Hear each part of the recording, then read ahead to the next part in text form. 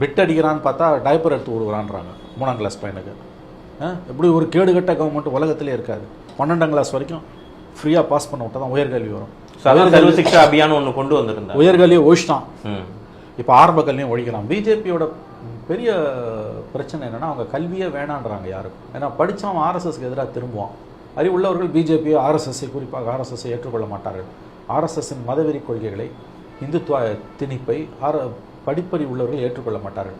அதனால் 2014 மோடி கவர்மெண்ட் ஆட்சிக்கு வந்ததுலேருந்து கான்ஷியஸாக திட்டமிட்டு எடுத்த நடவடிக்கை கல்வியை ஒழித்து கட்டுது. உயர்கல்வியை ஒழிச்சிட்டானுங்க. அடுத்து இப்போ ஆரம்ப கல்விக்கும் நடுநிலை கல்விக்கும் வந்திருக்கானுங்க. 5 வருஷம் இருந்தாலும் அதையும் ஒழிச்சிட்டானுங்க. தாலிபானோட இந்தியன் வெர்ஷன் தான் பிஜேபி, தாலிபானோட இந்தியன் வெர்ஷன் தான் ஆர்எஸ்எஸ். இவங்களோட கல்விக் கொள்கையை பார்த்தீங்கன்னாலே இது தெரியுது. உயர்கல்வியை ஊற்றி முடுறதுக்கான எல்லா வேலையும் பண்ணியிருக்காங்க. ஸ்காலர்ஷிப்லாம் ஒழிச்சிட்டாங்க. 90 ஆண்டுகளுக்கு முன்பு பாபா சாஹேப் டாக்டர் அம்பேத்கர் அவர்கள் வெளிநாடுகளில் போய் படிப்பதற்காக அன்றைய மன்னர் ஒருவரால் ஏற்படுத்தப்பட்ட அந்த ஸ்காலர்ஷிப் அதை ஒழிச்சிட்டான். ஓகே, வருஷத்துக்கு 9 பேரோ 10 பேரோ வெளிநாடுகளில் போய் படிக்கலாம் உயர்கல்வி. அதில் தான் டாக்டர் அம்பேத்கரை போய் படித்தார். அந்த ஸ்காலர்ஷிப்பை ஒழிச்சிட்டான். சிறிது பிரிட்டிஷ்காரங்களுக்கு பிரிட்டிஷ்காரன் கூட நமக்கு கொஞ்சம் கல்வி கற்பிப்பதற்கு மறைமுகமாக ஊக்குவிச்சான்.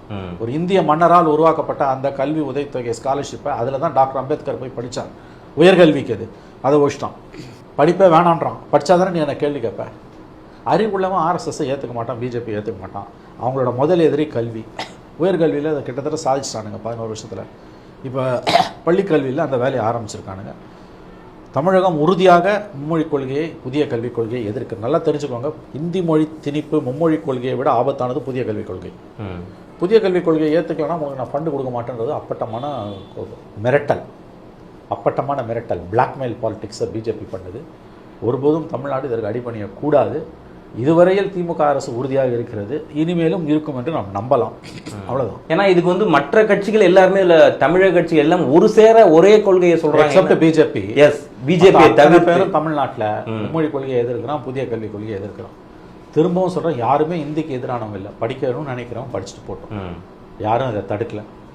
ஆனால் நீ கொண்டு வந்து பள்ளிகளில் திணிக்கிறதுன்றது ஏற்புடையதில்லை. மொள்ள ஒட்டங்க டென்ட்டுக்குள்ள தலையை விட்டா மாதிரி இந்தியை கொண்டு வருவோம். அப்புறம் ஆங்கிலத்துக்கு பதிலாக ஹிந்தின்னு நினச்சி பார்க்க முடியுது. ஆங்கிலம் இருந்ததுன்னா உலகத்தையே ஜெயிக்கலாம். ஆமாம். ஹிந்தி தெரிஞ்சுன்னா நீ பிச்சை தான் எடுக்கணும்.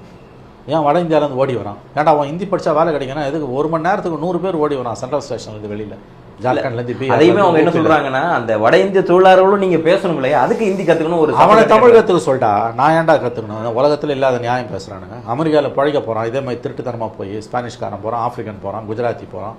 அங்கேயும் குஜராத்திக்கு தான் திருட்டு வேலை பண்ணிட்டு முதல்ல போய் நிற்கிறானுங்க. உலகம் பூரா இருந்து அமெரிக்காவுக்குள்ளே திருட்டுத்தனமாக குடியேறுபவர்களில் 5ல் ஒருத்தான் குஜராத்தி. 70 லட்சம் 1 கோடி கொடுத்து போகிறான்.